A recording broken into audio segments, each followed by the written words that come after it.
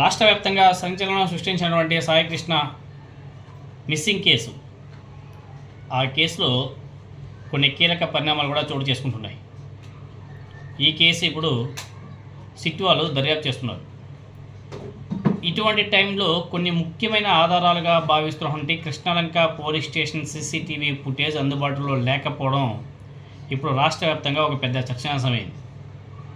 Last 2 days మాత్రమే ఉన్నాయంట. Last 1 year data మొత్తం కూడా ఫార్మేట్ చేశారో, డిలీట్ చేశారో, లేకుండా చేశారు.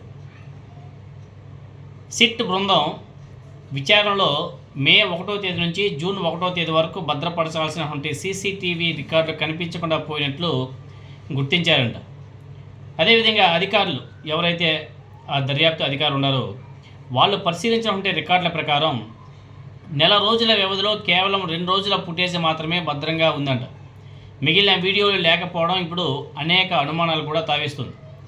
ఈ సీసీటీవీ ఫుటేజ్ సాంకేతిక కారణాల వల్ల తొలగించబడిందా, లేకపోతే కేసుకు సంబంధించినటువంటి కీలక ఆధారాలను చెరిపివేయాలనే ఉద్దేశంతోనే ప్రీ ప్లాన్డ్గా మాయం చేశారా అనే కోణాల్లో కూడా సిట్ అధికారులు ఇన్వెస్టిగేషన్ చేయాల్సిన అవసరం కూడా ఉంది. ఇటువంటి వ్యవహారంలో సస్పెండ్ అయినటువంటి సిఐ నాగరాజ్ గారి పాత్ర మీద కూడా అనేక అనుమానాలు కూడా వ్యక్తమవుతున్నాయి. సాయికృష్ణ కేసులో దర్యాప్తులో పోలీస్ స్టేషన్ సీసీటీవీ ఫుటేజ్లు అత్యంత కీలకమని వేసి అధికారులందరూ కూడా భావిస్తున్నారు. బాధితులు పోలీస్ స్టేషన్కి వచ్చిన సందర్భాలు, అక్కడ జరిగినటువంటి పరిణామాలు, విధుల్లో ఉన్నటువంటి పోలీసుల వ్యవహార శైలి వంటి అంశాల మీద స్పష్టత ఇచ్చే ఆధారాలు ఈ సీసీటీవీ ఫుటేజ్. అవే లేకుండా చేశారంటే టెక్నికల్గా వీళ్ళు ప్రీ ప్లాన్డ్గానే చేసినట్టుగా చాలా స్పష్టంగా అర్థమవుతుంది. అయితే ఈ ఫుటేజ్ ఇప్పుడు అందుబాటులో లేకపోవడం కేసు విచారణ మీద ప్రభావం చూపే అవకాశం ఉందా అన్న అభిప్రాయాలు కూడా వ్యక్తమవుతున్నాయి. అదేవిధంగా ఇటీవల న్యాయస్థానాలు పోలీస్ స్టేషన్లో నమోదయ్యే సీసీటీవీ రికార్డులను కనీసం నెల రోజుల పాటు భద్రపరచాలని చెప్పేసి స్పష్టమైన ఆదేశాలు కూడా జారీ చేశాయి. అయితే మే నెలకు సంబంధించినటువంటి ఫుటేజ్ తొలగించబడినట్లు సిట్ అధికారులు గుర్తించడం అనేక సందేహాలు కూడా దారితీస్తుంది. సో 2020లో జస్టిస్ రోహంటన్ పాలి నారిమన్, జస్టిస్ కేఎం జోసెఫ్, అదేవిధంగా జస్టిస్ అనిరుద్ధ్ బోస్లతో కూడినటువంటి సుప్రీంకోర్టు ధర్మాసనం దేశవ్యాప్తంగా అన్ని పోలీస్ స్టేషన్లలో సీసీటీవీ వ్యవస్థలను తప్పనిసరిగా చేస్తూ ఒక చారిత్రాత్మక తీర్పు కూడా వెలువరించింది. సిబిఐ, అదేవిధంగా ఎన్ఐఏ, ఈడీ, ఎన్సీబీ, డిఆర్ఐ, అదేవిధంగా మిగతా ఏవైతే దర్యాప్తు సంస్థలు ఉన్నాయో ఆ దర్యాప్తు సంస్థలలో అటువంటి ఆఫీసులలో కూడా కంపల్సరిగా సీసీటీవీలా ఏర్పాటు చేయాలని చెప్పేసి గౌరవ సుప్రీంకోర్టు స్పష్టం చేయడం జరిగింది. ఆదేశాలు కూడా ఇచ్చింది ఆ దిశగా.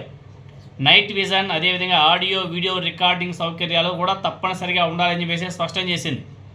కస్టడీలో హింస లేకపోతే ఇంకేమైనా సరే ఇబ్బందులకు గురిచేసే మరణం వంటి ఘటనల సందర్భంలో బాధిత కుటుంబాలకు సీసీటీవీ ఫుటేజ్ ఒక కీలక ఆధారంగా ఉపయోగపడుతుందని చెప్పేసి ఆనాడు గౌరవ సుప్రీంకోర్టు స్పష్టం చేస్తూ ఆ దిశగా ఆనాడు చెప్పడం జరిగింది. వాళ్ళు అలా చారిత్రాత్మక తీర్పు కూడా ఇవ్వడం జరిగింది.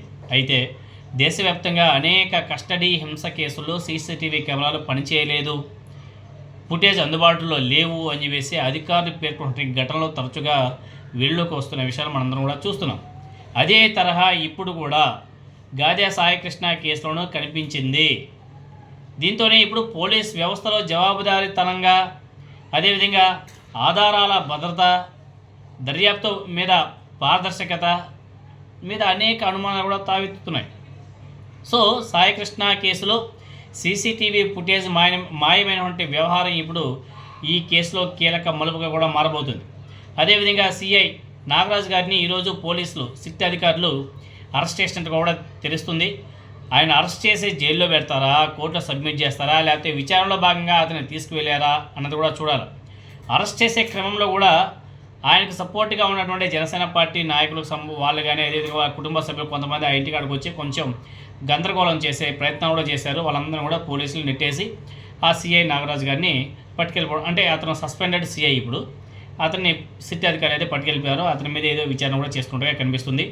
మరి ఈ విచారణ ఏ విధంగా నడుస్తుంది, ఏంది కథ, అతనికి రిమాండ్ పడుతుందా లేకపోతే ఊరికే తూతూ మంత్రంగా చేసి వదిలేస్తారా అన్నది కూడా చూడాలా. ఇంకొంతమంది ఏపీ హైకోర్టు కూడా ఆశ్రయించారు. ఈ గాదె సాయికృష్ణ కేసుని సిబిఐతో ఇన్వెస్టిగేషన్ చేయించండి అని చెప్పేసి కూడా మాట్లాడుతున్నారు. ఎందుకంటే దీన్ని అంతా కూడా ఎక్కువ టాస్క్ ఫోర్స్ పోలీసులు ఎక్కువగా ఇన్వాల్వ్మెంట్ ఉంది. వాళ్ళ ద్వారానే మళ్ళీ విచారణ చేపిస్తే దాంట్లో ఎగ్జాక్ట్గా దొరికే అవకాశాలు ఉండవు. వాళ్ళందరూ కూడా ఒకే విధంగా ఉంటారు కాబట్టి కుమ్మక్కై చేసే వ్యవహారం కూడా ఉంటుంది. కాబట్టి ఈ కేసును తప్పనిసరిగా సిబిఐ ద్వారానే విచారణ చేయించాలి అని చెప్పేసి వైఎస్ జగన్మోహన్ రెడ్డి గారు కూడా డిమాండ్ చేయడం జరిగింది. మరి ముందు ఈ కేసు వివరాలు ఏంటనేది తెలియాలి.